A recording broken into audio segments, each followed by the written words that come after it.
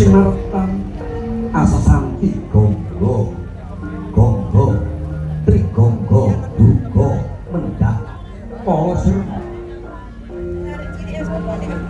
Surodira jayane lebur dening pangastuti ambika korban tarika taripane kang rindhik mawa purwanira tarma kang kirek nambar sindhi prineka dharma jaman pawali ulah manglah ring agama agamaning budi kowe gelar pepindhane jagat melar gelare warna putih putih ingkang mengkurdi suci jagat iku sipating suci bersih datang kalepetang ing dosa anane dosa awit saka polahe manungsa bencong ibarat obroring jagat surya candra lan kartika gedhok lan keprak keketeking jantung gendhing lan tebar laguning wit bunah lan susah dalan iku utusaning Gusti minangka nyolahaken wayang minangka wayangan urip ala becik bener kelawan luput sayekti gambarane carita ing kono anane yombong loro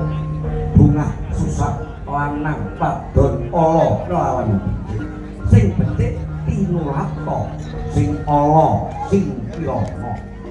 sapa sing andisi ala ing kono wahyu mesirna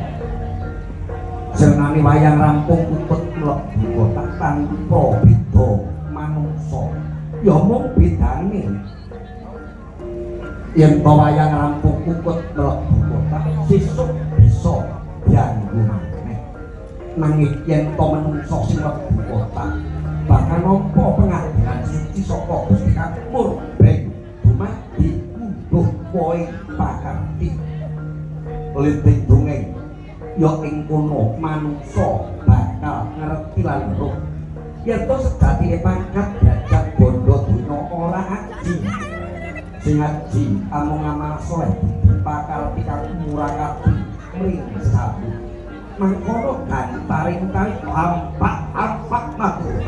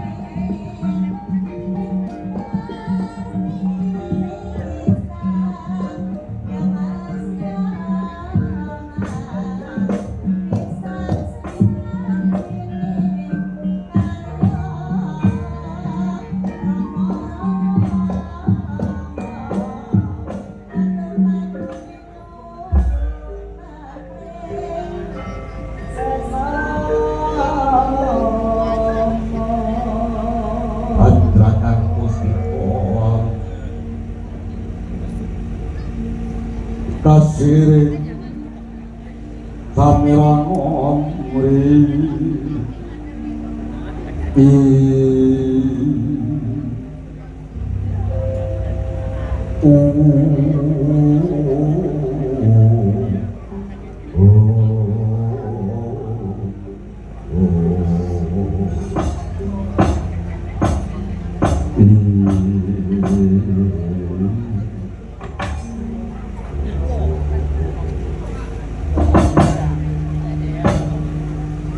Iwang Suksma mangat miwit payu menolak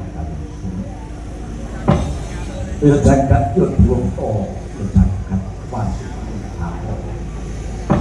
mangku temangku anak wong bagus